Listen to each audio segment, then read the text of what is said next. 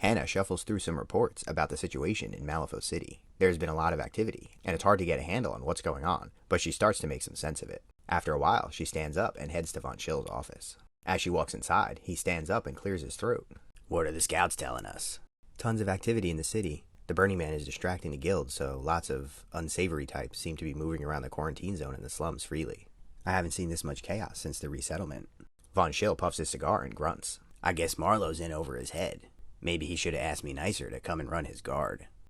Yeah, I think I have a good idea of where we should be looking, Hannah replies. Should I send a team to the city? We're a little behind the ball. Von Schill puffs his cigar again. Call up Jana.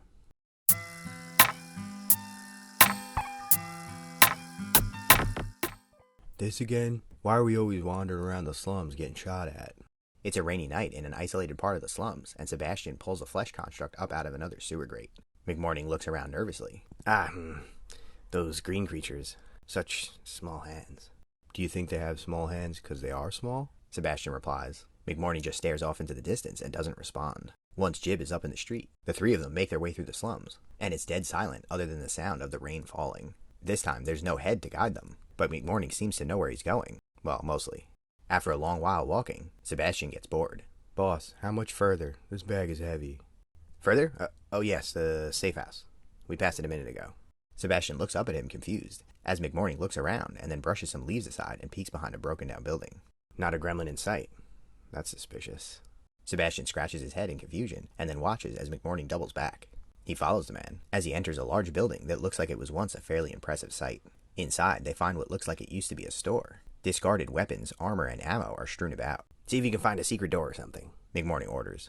Sebastian looks around a bit, but then notices a large shotgun that looks like it's still intact. He calls to Jib.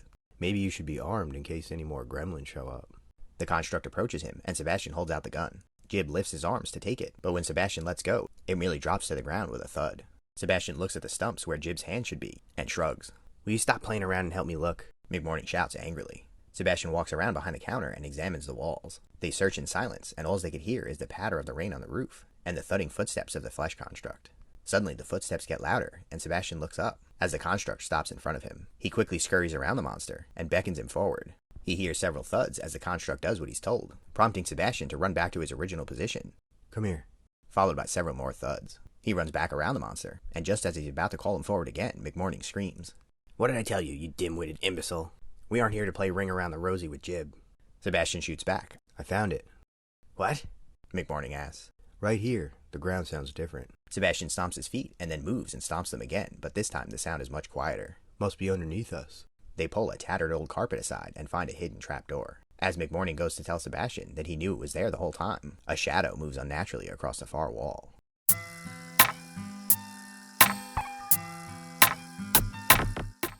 Ivan was shocked at how big the underground structure was.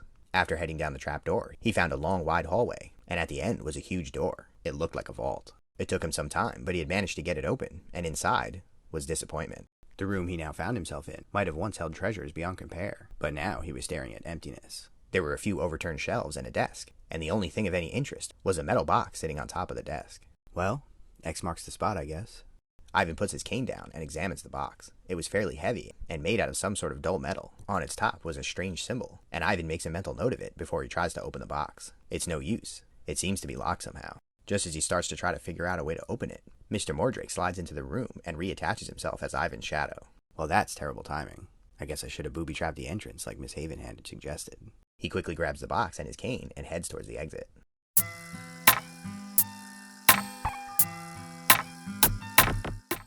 Jib struggles to get down the ladder, and halfway down he loses his footing and falls the rest of the way. Sebastian and McMorning follow, and Sebastian bends down to help Jib stand up. He dusts the construct off. You really gotta stop being so clumsy, you know. You could hurt yourself.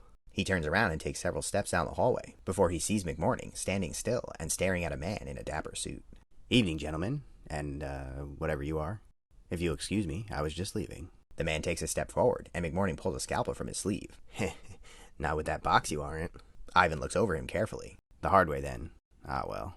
Without moving, Ivan's shadow stretches out and detaches from his body, and at the same time, Sebastian notices several unusual shadows pulling themselves away from the walls, as the well-illuminated room suddenly gets dark.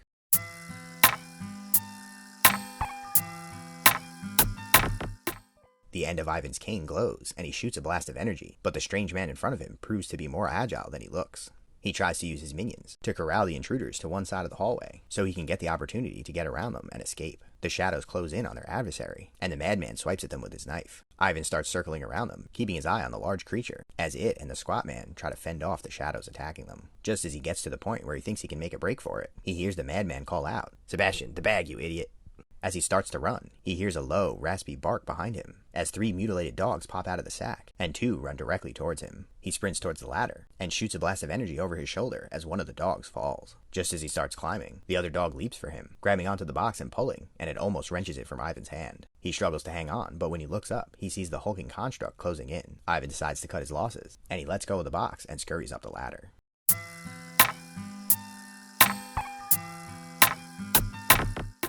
McMorning collects the strange metal box from his last remaining dog. He looks over Jib, who has a gash on his torso from the shadow creatures. Good thing he can't feel pain, I guess. Sebastian looks concerned and starts trying to patch him up, but the construct doesn't even seem to notice the injury. They make their way back upstairs, and McMorning looks over the box, trying to figure out a way to get inside.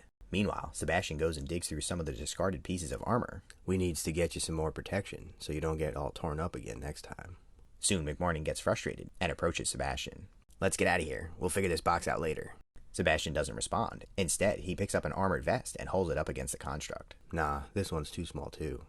McMorning grumbles under his breath and turns around. Fine, stay here and play dress up. I'm going back to the lab. And he heads directly towards the door. He starts to think to himself how he'll need to finally take the step and find another assistant.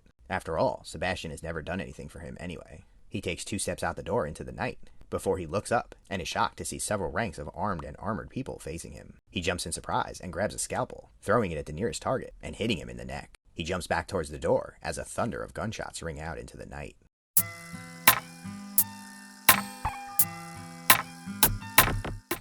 Jana stands in front of the assembled Free Corpsmen, her librarian armor distinguishing her from most of the rest of the troops. "Cease fire," she calls out, and the sound of the gun reports dies down. She looks over the front of the building, which is now peppered with bullet holes, and takes a step forward. "You're surrounded. Now don't be a hero. Just come out with your hands up and we can all go home tonight." She waits a few moments but gets no response, and then rubs the back of her head, where burn scars mark the consequences of a previous struggle. She turns to the dozen or so Free Corpsmen ranked up next to her, each of them itching to get into the fight. "You 3, she points to 3 of the soldiers. "Head up the middle and flush them out. Everyone else spread out and get ready to block their escape." The Free Corpsmen follow her orders with tactical efficiency. The larger group splits into 2 sections and gets into whatever cover they can find, training their pistols on the front door of the building. The 3-man team makes their way slowly to the door, 2 posting up on either side, while the 3rd readies his gun. He fires twice, shooting off each hinge of the door, and then braces himself to kick it down. Just before his foot connects, the door explodes outward, sending the Free Corpsmen flying into the street.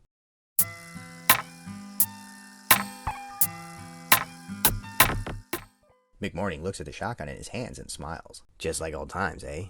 He lifts the weapon over his head and fires twice more, blowing away the other 2 unsuspecting soldiers through the windows. Their companions return fire, blasting away parts of the wall that McMorning's using for cover. "Sebastian, are there other entrances to this place?" "Don't think so, boss. The back door's all boarded up. Seems they used this place for a safe house and didn't want no uninvited guests." McMorning peeks up over his cover and sees the librarian barking orders at her companions. "If we can take out their leader, I bet we can slip away down a side street in the chaos." The incoming fire increases as McMorning sees 2 more teams of Free Corpsmen coming up towards either side of the building. They move quickly, but McMorning blasts one of the groups with his shotgun. On the other side, the 3 troopers quickly make it to the door, and McMorning yells out for Sebastian. The troopers open fire immediately, but a large, fully armored form lumbers in between them and their target, and McMorning realizes that Jib is charging at the soldiers. He braces his arms out in front of him and absorbs the gunshots before slamming into the first 2 troopers and then pinning the 3rd against the wall. McMorning quickly dashes over, being careful to stay in cover, and pulls another scalpel from his sleeve. He peeks over the cover to make sure the coast is clear, and then looks up at the soldier struggling against the hulking form. The soldier draws a blade and gets ready to stab Jib, but McMorning casually approaches and slits the man's throat in a quick and precise stroke. Jib lets out a grunt and releases the Free Corpsman as his body crumples to the ground. The front of Jib's armor is covered in dings and dents, but he shows no sign of being seriously injured, not physically anyway. As the room quiets down, McMorning turns around and his eyes suddenly go wide. Standing just outside the door is the large and cumbersome form of a Draken trooper. The doctor yells for Sebastian to take cover, as the whole room erupts in flames.